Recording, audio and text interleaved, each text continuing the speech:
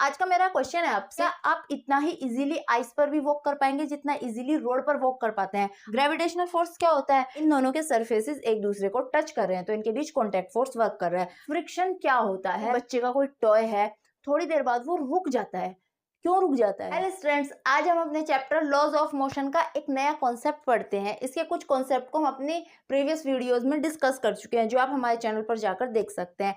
आज का मेरा क्वेश्चन है आपसे कि अगर आप एक रोड पर चल रहे होते हैं तो आप आसानी से चल पाते हैं, आपको कोई प्रॉब्लम नहीं होती, you can easily walk at a normal road. But वहीं अगर आप रोड की जगह आइस पर मूव कर रहे होते हैं, if you walk on a ice, then my question is, क्या आप इतना ही इजीली आइस पर भी वॉक कर पाएंगे जितना इजीली रोड पर वॉक कर पाते हैं? Answer is no. आपको पता है आप वहाँ इजीली वॉक नहीं कर पाते। क्यों? क्योंकि वहाँ आप थोड़ा स्लिप होते हो, या फिर बहुत ज़्यादा अगर कोई रेतीली जगह है, जैसे कि हमारा फर्श भी होता है, तो इस तरह की स्लिपरी जगह होती है, वहाँ हम इजीली मूव क्यों नहीं कर पाते? तो इसी सवाल का जवाब आज हम अपने चैप्टर लॉज ऑफ मोशन में देने वाले हैं with the help of concept friction. ठीक है, तो आज हम पढ़ने वाले हैं फ्रिक्शन। हमारे इस चैप्टर के और वीडियोस भी आपको हमारे चैनल पर मिल जाएंगे, तो हमारे चैनल हिलबर्ट फिजिक्स एकेडमी पर जाइएगा और वो वीडियोस देखिएगा। तो चलिए स्टार्ट करते हैं आज का टॉपिक।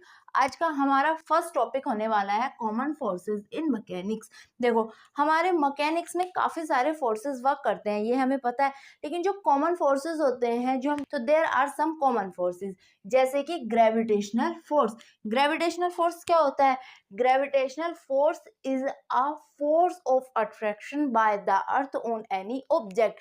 जब अर्थ किसी भी ऑब्जेक्ट पर फोर्स लगाती है तो उस फोर्स को हम ग्रेविटेशनल फोर्स बोलते हैं। This force experience by every object. Earth की जितनी भी ऑब्जेक्ट हैं जो हमारे आसपास है, सब कुछ जो भी अर्थ पर है, वो सब इस फोर्स को एक्सपीरियंस करती है। इसको ग्रेविटेशनल फोर्स के साथ साथ फोर्स ऑफ ग्रेविटी भी बोलते हैं। जैसे कि अगर हमारे पास ये बॉल है तो इस पर ग्रेविटी इस तरह से डाउनवर्ड वर्क करेगी अर्थ की तरफ, और जो ग्रेविटेशनल फोर्स होता है इसकी वैल्यू होती है, देखो हमें पता है फोर्स क्या होता है, मास मल्टीप्लाई एक्सीलरेशन। ठीक है, ये आप पढ़ चुके हैं ऑलरेडी। तो जो ग्रेविटेशनल फोर्स होता है वो होता है mass multiply gravity. Gravity is the force acceleration due to Earth, Earth की वजह से एक्सीलरेशन। तो हमेशा जो ऑब्जेक्ट पर ग्रेविटी वर्क करती है, ग्रेविटेशनल फोर्स वर्क करता है, वो कितना होता है mg हर ऑब्जेक्ट के लिए। ठीक है, नेक्स्ट आता है हमारा टेंशन। टेंशन क्या होती है? देखो, जब आप किसी ऑब्जेक्ट को किसी रस्सी से खींचते हैं तो उस रस्सी के अंदर एक क्या हो जाता है, एक पुलिंग फोर्स होता है। ठीक है, उसके अंदर एक टेंशन क्रिएट हो जाती है, जो क्या होता है, पुलिंग फोर्स, जो क्या करता है, ऑब्जेक्ट को खींचने की कोशिश करता है। ठीक है, तो उसको क्या बोलते हैं हम? टेंशन। ये हमेशा ऑब्जेक्ट की अपोजिट डायरेक्शन में वर्क करती है। कैसे? अगर ये हमारी एक स्ट्रिंग है, ठीक है, और यहाँ पर इसके एक स्टोन बंधा हुआ है और ये इस तरह से रोटेट कर रहा है, और अगर किसी पर्टिकुलर पॉइंट पर हमारी स्ट्रिंग यहाँ पे है ऑब्जेक्ट, तो ठीक है, तो इस पे जो टेंशन वर्क करेगी, क्योंकि इसकी डायरेक्शन अपवर्ड है तो टेंशन डाउनवर्ड वर्क करेगी। या फिर हमारे इस पॉइंट पर है हमारी ये ऑब्जेक्ट, तो इसकी जो ये होगी ऐसे आ जाएगी, तो इसका जो वेट होगा वो तो डाउनवर्ड वर्क करेगा ग्रेविटेशनल फोर्स की वजह से, और टेंशन इस तरह से अपवर्ड डायरेक्शन में, यानी जिस डायरेक्शन में मोशन होगा उसके अपोजिट डायरेक्शन में टेंशन वर्क करती है। ठीक है, नेक्स्ट आता है स्प्रिंग फोर्स। स्प्रिंग फोर्स क्या होता है? जब आप स्प्रिंग को खींचते हो या फिर उसको कंप्रेस करते हो तो उसके अंदर एक फोर्स स्टोर हो जाता है, जिसको हम रिस्टोरिंग फोर्स या फिर स्प्रिंग फोर्स बोलते हैं। ठीक है, नेक्स्ट आता है कॉन्टैक्ट फोर्स। जो अभी हमने ये ऊपर के तीन फोर्सेस पढ़े हैं ना, gravitational force, tension and spring force, इनमें से ग्रेविटेशनल फोर्स और स्प्रिंग फोर्स ये हमारे डिटेल से हैं आने वाले चैप्टर्स में। ठीक है, अभी हमें जो यहाँ पढ़ना है, मेनली हमें इस चैप्टर में पढ़ना है कॉन्टैक्ट फोर्स। ठीक है, तो हम कॉन्टैक्ट फोर्स की डिटेल्स को डिस्कस करेंगे। कॉन्टैक्ट फोर्स क्या होता है? जैसे कि आप नाम से समझ सकते हैं, कॉन्टैक्ट, मैंने आपको ऑलरेडी बताया फोर्स दो तरह के होता है, कॉन्टैक्ट एंड नॉन कॉन्टैक्ट। तो ये जो एक ग्रेविटेशनल फोर्स है, टेंशन फोर्स है, स्प्रिंग फोर्स, ये हमारे कैसे हैं? Non contact force. ठीक है, यहाँ पे ऑब्जेक्ट टच नहीं हो रही है, सिर्फ उसको खींच रहे हैं, ओके, या फिर वो अपनी तरफ अट्रैक्ट कर रही है। लेकिन जो कॉन्टैक्ट फोर्स होता है वो कब आता है? जब दो ऑब्जेक्ट्स एक दूसरे को टच करती हैं, तो उस कंडीशन में जो उनके सरफेसेस के बीच में जो फोर्स वर्क करता है, जो फोर्स अप्लाई होता है, उसको हम कॉन्टैक्ट फोर्स बोलते हैं। What is contact force? It arise in an object due to contact with some other object. जब एक ऑब्जेक्ट दूसरी ऑब्जेक्ट को टच करती है तो दूसरी ऑब्जेक्ट की वजह से उसमें फोर्स आ जाता है। ठीक है, देखो कॉन्टैक्ट फोर्स हमेशा हमारे Newton third law of motion पर बेस्ड होता है। कैसे? एक्शन रिएक्शन लॉ क्या बोलता है? जब आप किसी ऑब्जेक्ट पर फोर्स अप्लाई करते हो तो वो ऑब्जेक्ट भी आप पर equal but opposite force apply करती है। यानी कि अगर ये एक बॉक्स है और ये एक सरफेस पर रखा हुआ है तो सरफेस को टच कर रहा है ये, तो यहाँ ये क्या कर रहा है? इस सरफेस को नीचे की तरफ धक्का दे रहा है, नीचे को पुश कर रहा है, तो इस बॉक्स की वजह से इस सरफेस पर एक फोर्स वर्क कर रहा है डाउनवर्ड। बट वहीं पे ही ये सरफेस है, इसकी वजह से भी तो एक फोर्स वर्क कर रहा है अपवर्ड, जो इसको ऊपर की तरफ धकेलने की कोशिश कर रहा है। तो यही फोर्स क्या है जो इन दोनों के इन सरफेसेस के बीच में वर्क कर रहा है? Contact force. आपने क्या देखा? एक की वजह से तो फोर्स अपवर्ड हो रहा है और एक की वजह से डाउनवर्ड। मीन्स अगर हमारी ये सरफेस है, इसकी वजह से जो बॉक्स पे फोर्स है ये है, तो बॉक्स की वजह से क्या होगा? ये हो जाएगा।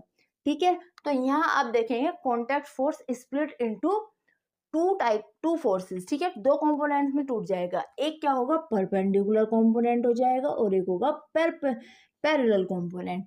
ठीक है, जो सरफेस के पैरेलल कंपोनेंट होगा ये तो होगा हमारा फ्रिक्शन। ठीक है, और जो सरफेस के परपेंडिकुलर आ रहा है हमारा कंपोनेंट कॉन्टैक्ट फोर्स का, ये होता है normal. What is this? Normal. इसको हम नॉर्मल फोर्स बोलते हैं, which always work perpendicular to the contact surfaces. ठीक है, कॉन्टैक्ट सरफेस के परपेंडिकुलर वर्क करता है, इसको हम क्या बोलते हैं? Normal force. ठीक है, example, this force act on the surfaces of bodies. जैसे कि हमारा क्या एग्जाम्पल हो सकता है? आपकी बुक रखी हुई है किसी सरफेस पर, एक टेबल पर, या फिर आप देख सकते हैं ये मार्कर है और मैं इसको इसके ऊपर रख देती हूँ। ठीक है, डस्टर के ऊपर। ठीक है, इन दोनों के सरफेसेस एक दूसरे को टच कर रहे हैं तो इनके बीच कॉन्टैक्ट फोर्स वर्क कर रहा है। अब देखो हो क्या रहा है, इसका जो फोर्स है मार्कर का, ठीक है, अगर हम ये मान लें ये अर्थ है और इस तरह से डस्टर यहाँ अर्थ पे रखा हुआ है पूरी तरीके से। ठीक है, तो जो इसका फोर्स है, जो हमारा मार्कर इस पर अप्लाई कर रहा है ना डस्टर पर, वो क्या है? डाउनवर्ड। उसकी डायरेक्शन इस तरह से डाउनवर्ड है और वो क्या है? उसका वेट mg। तो जो हमारा फोर्स ड्यू टू मार्कर होगा वो क्या होगा? उसका वेट जो डाउनवर्ड जाएगा mg होगा। ठीक है, इस तरह से ये है और ये mg। अब देखो होता क्या है, जब इस पर डाउनवर्ड वेट एक वर्क कर रहा है, इसका एक फोर्स, तो ये इसमें पेनिट्रेट हो जाना चाहिए, नहीं इसमें अंदर चला जाना चाहिए। But we know very well from action reaction law, there is a reaction for every action. यानी अगर ये डाउनवर्ड जा रहा है तो ये सरफेस क्या कर रहा है? इसको अपवर्ड पुश कर रहा है, ये भी तो इसको ऊपर की तरफ धक्का दे रहा है। तो जो फोर्स होगा उसकी डायरेक्शन अपवर्ड ऐसे होगी और उसको हम बोलेंगे नॉर्मल फोर्स। क्या होगा? वो नॉर्मल फोर्स।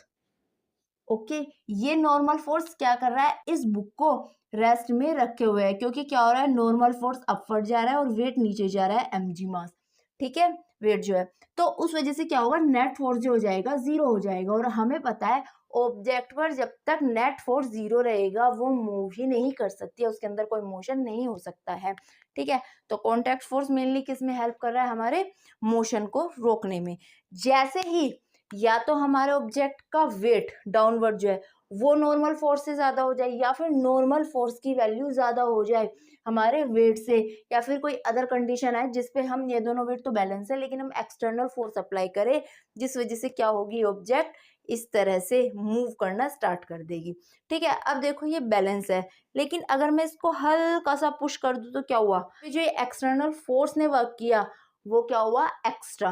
तो इसीलिए ऑब्जेक्ट ने रोटेट करना स्टार्ट कर दिया, मूव करना स्टार्ट कर दिया। ठीक है, रोटेशन की बात नहीं है।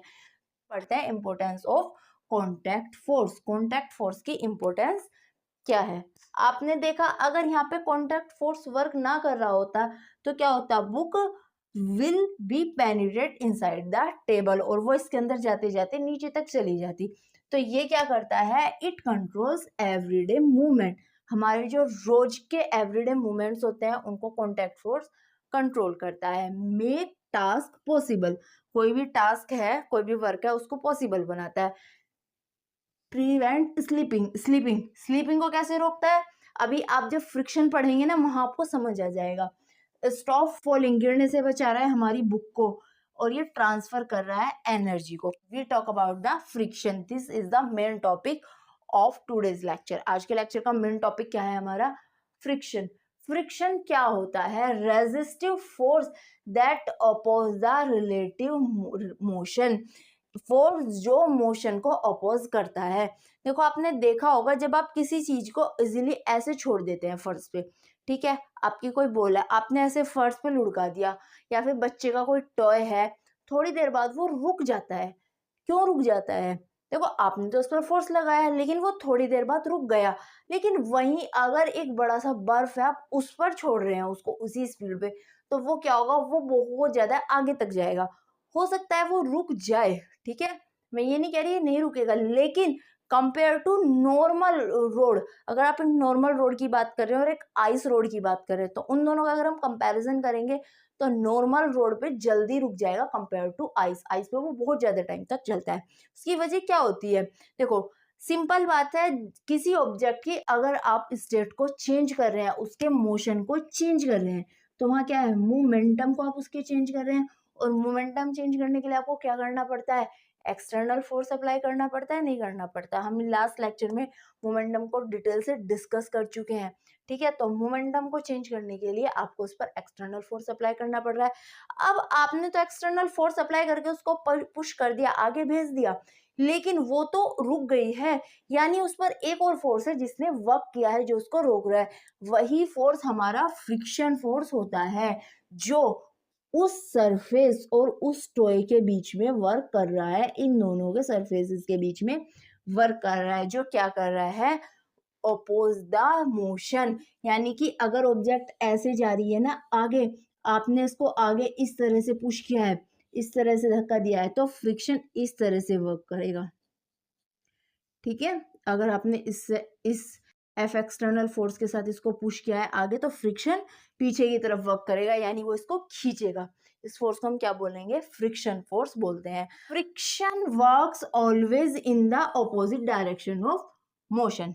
ये क्या हो रहा है? हमेशा ऑपोजिट डायरेक्शन में वर्क करता है, जिस डायरेक्शन में मोशन हो रहा है उसके ऑपोजिट डायरेक्शन में। इट क्रिएट्स हीट, ये क्या करता है? हीट क्रिएट करता है, ठीक है। यहाँ पे क्या हो रहा है? एनर्जी ट्रांसफर हो रही है थोड़ी सी, okay clear. There are two types of friction. Friction हमारे दो तरह के होते हैं। कौन कौन से होते हैं? देखो अभी समझते हैं, पहले हम थोड़ा सा कॉन्सेप्ट को बढ़ाते हुए आगे चलते हैं। देखो आपके पास एक ऑब्जेक्ट है, एक बड़ा सा बॉक्स है, हैवी बॉक्स है, ठीक है, आपने उसको रखा हुआ है, आपको उसको धक्का देना है, उसको पुश करना है, उसको एक जगह से दूसरी जगह शिफ्ट करना है। आप क्या कर रहे हैं? उस पर धक्का लगा रहे हैं, काफी ज्यादा धक्का लगाते हैं, पुश करते हैं आप, यानी उस पर एक्सटर्नल फोर्स अप्लाई कर रहे हैं, लेकिन वो जो बॉक्स है आपका वो हिल भी नहीं पा रहा है, ठीक है, you are not able to move that box. तो वहां आप क्या देख रहे हैं कि आप उस बॉक्स को मूव करने की कोशिश कर रहे हैं लेकिन वो मूव नहीं हो पा रहा है। तो इस कंडीशन में क्या होता है कि उसके पास ना एक फ्रिक्शन है, हमें पता है, जो मोशन का अपोज कर रहा है, यानी आपने जो फोर्स लगाया उसका वो अपोज कर रहा है, रोक रहा है। तो जो फ्रिक्शन उस वक्त होता है रेस्ट में जब ऑब्जेक्ट होती है, उस फ्रिक्शन को हम स्टैटिक फ्रिक्शन बोलते हैं। क्या बोलते हैं? स्टैटिक फ्रिक्शन, जो ऑब्जेक्ट को रेस्ट में ही रखता है, ठीक है। Static friction does not exist itself. Static friction object के अंदर नेचुरली नहीं होता है कि हर ऑब्जेक्ट के पास स्टैटिक फ्रिक्शन होता है, नहीं। जैसे ही आप एक्सटर्नल फोर्स अप्लाई करना स्टार्ट करते हो तो उसके अंदर स्टैटिक फ्रिक्शन आ जाता है।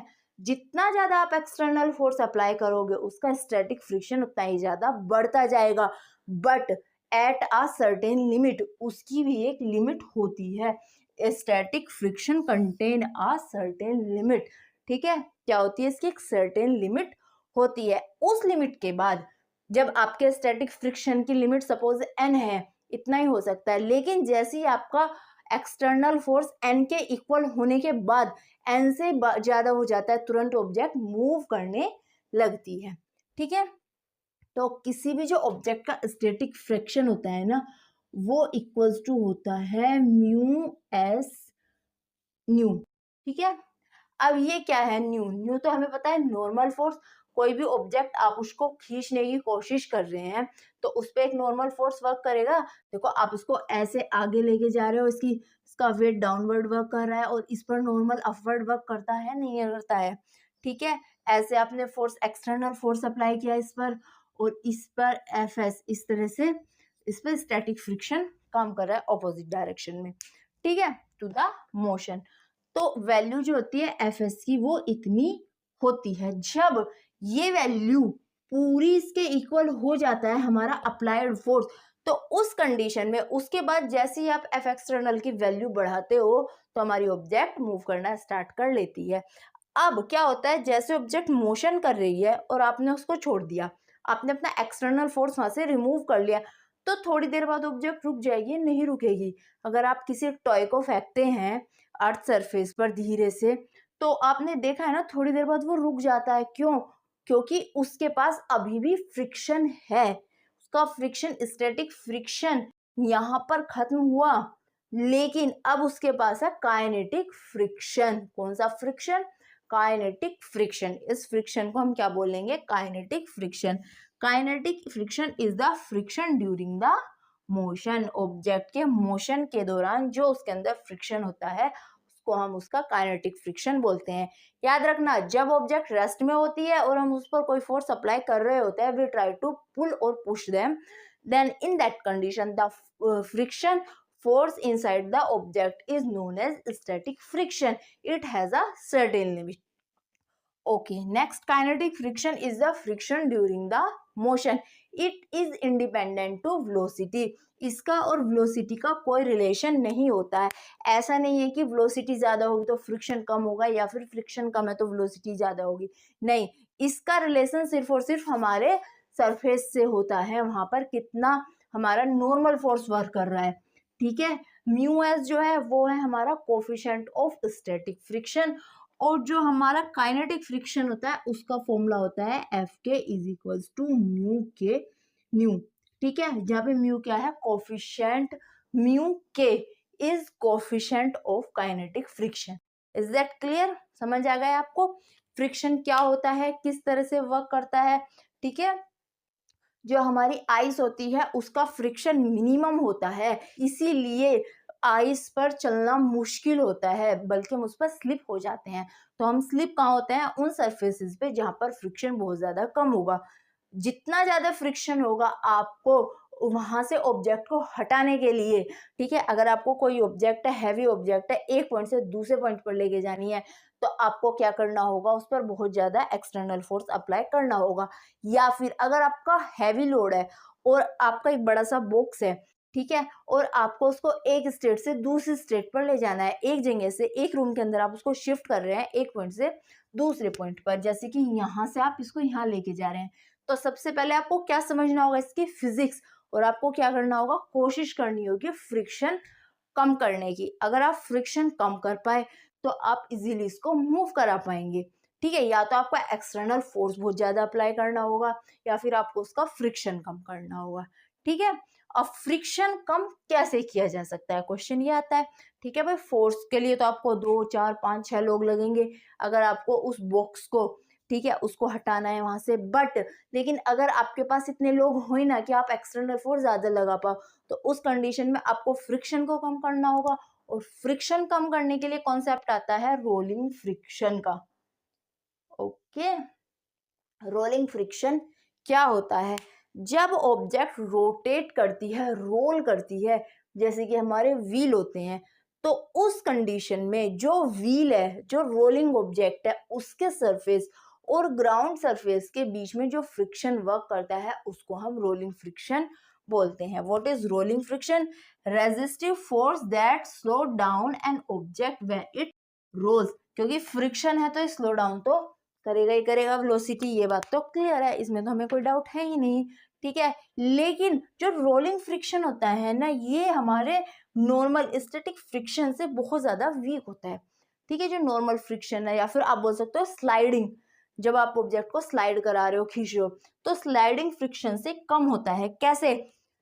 देखो आपके पास ये एक व्हील है, ठीक है, आप इसको रोल करा रहे हो, देखो जैसे रोल कर रहा है, रोटेट कर रहा है ऐसे, तो आपने क्या देखा, इस पोजीशन पे अगर ये इस तरह से है, ठीक है, आप देख रहे हो ये ग्राउंड सरफेस है, यहाँ सिर्फ इसका एक पॉइंट ही टच हो रहा है ग्राउंड के साथ, यानी सिर्फ इतने एरिया पर ही फ्रिक्शन वर्क कर रहा है।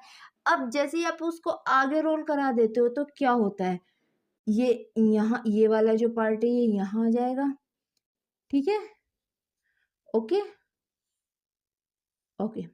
अब देखो, अब पहले तो ये जो था यहाँ वर्क कर रहा था, अब ये जो ये पार्ट है ये तो यहाँ चला गया और फ्रिक्शन यहाँ वर्क कर रहा है।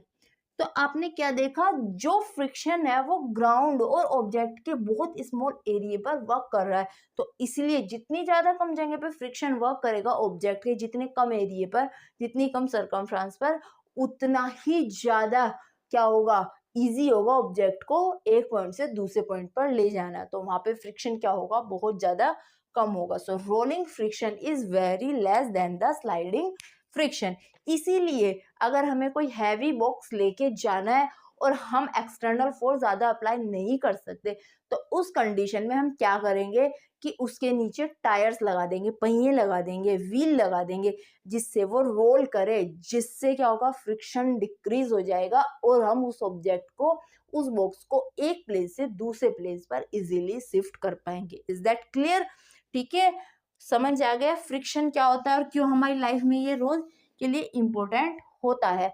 अब हम करने वाले हैं न्यूमेरिकल इस चैप्टर का एक, ठीक है। क्या है हमारा question, a heavy box of mass 20 kilogram. देखो बच्चों, मैं आपको एक बात क्लियर बोलना चाहती हूँ, सिर्फ थ्योरी ही इम्पोर्टेंट नहीं है, आपके लिए न्यूमेरिकल्स भी इतने ही इम्पोर्टेंट है जितनी थ्योरी है। तो जितना ज्यादा आप अपनी थ्योरी को अप्लाई करेंगे उतने ही अच्छे से, एक तो आपकी थ्योरी क्लियर होती है, ठीक है, जब तक आप उसको अप्लाई नहीं करते आपकी थ्योरी क्लियर नहीं होती है। तो जितना अच्छे से, जितना ज्यादा आप उसको अप्लाई करेंगे आपकी थ्योरी क्लियर होगी। दूसरा, आपने क्या पढ़ा, क्या सीखा, ये आप एप्लीकेशन से ही सीख सकते हैं। और तीसरी बात, पेपर में न्यूमेरिकल्स भी उतने ही वैल्यूएबल होते हैं जितनी वैल्यूएबल थ्योरी होती है। आपके पास ऑप्शन नहीं होता है कि आप थ्योरी कर लो और न्यूमेरिकल छोड़ दो, ऐसा नहीं होता है, आपको न्यूमेरिकल भी इतने ही करने होते हैं, ठीक है। तो रोज एटलीस्ट 15 से 20 न्यूमेरिकल जरूर करो, ठीक है। अब अपने न्यूमेरिकल पे आओ। Heavy box of mass 20 kilogram, एक बॉक्स है जिसका मास 20 किलोग्राम है, ओके। हमारे पास ये एक बॉक्स है जिसका मास कितना है, 20 किलोग्राम, ठीक है। तो m क्या दिया हुआ है, 20 किलोग्राम, ओके, ठीक है। Pulled on a horizontal surface by applying a horizontal force, आप उसे एक सरफेस पर रखते हैं, ठीक है, ये रहा सरफेस। क्या किया आपने, इसको सरफेस पे रखा और इस पर अप्लाई किया एक हॉरिजॉन्टल फोर्स। हॉरिजॉन्टल फोर्स यानी इस तरह से आप इस पर एक्सटर्नल फोर्स अप्लाई कर रहे हैं, ठीक है। इस फोर्स से आप इसको खींच रहे हैं, जब आप इसको खींच रहे हैं, आगे लेके जा रहे हैं, सिंपल बात है, इसके पास फ्रिक्शन होगा, आ जाएगा F, ठीक है। अभी हम देखेंगे काइनेटिक फ्रिक्शन होगा या स्टैटिक फ्रिक्शन, ठीक है। न्यूमेरिकल एक बार पढ़ोगे कंफ्यूज होगे, दोबारा पढ़ो, और हमेशा न्यूमेरिकल को स्टेप बाय स्टेप छोटे छोटे पार्ट्स में लिखो। तो इस पे फ्रिक्शन काम कर रहा है, ठीक है, ये अपोजिट डायरेक्शन में होगा, ठीक है। कोफिशिएंट ऑफ काइनेटिक फ्रिक्शन, देखो इसने क्या दिया है, कोफिशिएंट ऑफ काइनेटिक फ्रिक्शन यानी फ्रिक्शन ड्यूरिंग द मोशन है ये, तो एफ के है ये, इसका मतलब इस पे जो फ्रिक्शन वर्क कर रहा है वो एफ के है। उसने कोफिशिएंट की बात की है, कोफिशिएंट ऑफ फ्रिक्शन क्या होता है, म्यू, काइनेटिक है तो म्यू के हो जाएगा, जिसकी वैल्यू कितनी है, इज 0.25, ठीक है, जो कहाँ वर्क कर रहा है, between box and the horizontal surface, ठीक है। Find the force of friction, तो आपको फोर्स ऑफ फ्रिक्शन की वैल्यू फाइंड आउट करनी है, exert by the horizontal surface on the box. तो ये जो हमारा हॉरिजॉन्टल सरफेस है, ये इस बॉक्स पर कितना फ्रिक्शन लगा रहा है वो फाइंड आउट करना है। तो आपके पास फॉर्मूला होता है, क्या होता है, चलो बताओ जल्दी से, बोलो क्या होता है, चलो जल्दी पेन पेपर निकालो और स्टार्ट हो जाओ। तो फॉर्मूला अभी अभी हम पढ़ के आए हैं, क्या होता है, F K is equals to mu के और ईटा, ठीक है। आप इसको न्यू कुछ ही बोलो, ठीक है। नॉर्मल फोर्स, म्यू के coefficient of kinetic friction multiply normal force, but आपके पास नॉर्मल फोर्स की वैल्यू तो है ही नहीं, तो अब हमें पहले तो इसके नॉर्मल फोर्स की वैल्यू फाइंड आउट करनी होगी, फिर उसको हम यहाँ पे रखेंगे और सॉल्व कर देंगे। अब नॉर्मल फोर्स की वैल्यू कैसे निकालोगे, क्वेश्चन आता है आपके दिमाग में, ठीक है। नॉर्मल फोर्स वर्क कैसे करता है, पहले इसकी डायरेक्शन देखो, इस तरह से, ठीक है। बट हमें पता है बॉक्स का वेट जो है वो डाउनवर्ड वर्क करेगा ना, और वेट क्या होगा, mg, ग्रेविटेशनल फोर्स। m की वैल्यू आपके पास है 20, g की वैल्यू क्या होती है 10 या फिर 9.8, यहाँ पे हम 10 लिख लेंगे, ठीक है। 10 मीटर पर सेकेंड स्क्वायर इसकी यूनिट होती है g की। अब देखो आपने अभी पढ़ा नॉर्मल जो फोर्स होता है वो वेट के ऑपोजिट डायरेक्शन में वर्क करता है, यानी वेट डाउनवर्ड और नॉर्मल फोर्स अपवर्ड। तो हमारी कंडीशन क्या कहती है कि ये दोनों बैलेंस होते हैं, ठीक है। जो नेट फोर्स होता है हमने पढ़ा था ना, जीरो बुक वाला एग्जांपल जो लिया था, तो यानी कि ये इसके इक्वल होगा, तभी तो total force net force zero हो सकता है। या फिर अगर अपवर्ड या डाउनवर्ड मोशन हो जाए, अगर अपवर्ड मोशन होगा तो नॉर्मल फोर्स की वैल्यू वेट से ज्यादा होगी, वहीं अगर डाउनवर्ड मोशन होगा तो वेट की वैल्यू नॉर्मल फोर्स से ज्यादा हो जाएगी, ठीक है। लेकिन ये क्या जा रहा है, इस तरह से अहेड फॉरवर्ड डायरेक्शन में जा रहा है, तो इसलिए दोनों फोर्स इक्वल होंगे, तो जितनी वैल्यू mg की होगी इतनी ही वैल्यू नॉर्मल फोर्स की हो जाएगी, ठीक है। वी नो, अब तो समझ आ गया, अब तो आप पूरा कर लोगे। Normal force is equals to mg is equals to 20 multiply 10, कितना हो गया, normal force is equals to 200 newton, ठीक है। Okay, so F K is equals to कितना हो जाएगा, म्यू के कितना है 0.25 मल्टीप्लाई 200, कितना आ गया 50, 1 2, ठीक है। तो जो हमारा क्या होगा, फ्रिक्शन फोर्स होगा, काइनेटिक फ्रिक्शन, वो कितना हो जाएगा 50 न्यूटन। इज दैट क्लियर, समझ आ गया, 50 न्यूटन क्या आएगी इसकी वैल्यू, समझ आ गया, ठीक है। तो I hope you understand very well. अगर आपको वीडियो अच्छा लगा है तो वीडियो को लाइक, और हमारे 2 चैनल है, इल्बर्ट फिजिक्स एकेडमी और फिजिक्स की दुनिया बाय जूही चौधरी, तो फिजिक्स के ऐसे ही कंटेंट के लिए हमारे चैनल्स को सब्सक्राइब करना ना भूले। Thank you so much for watching this video.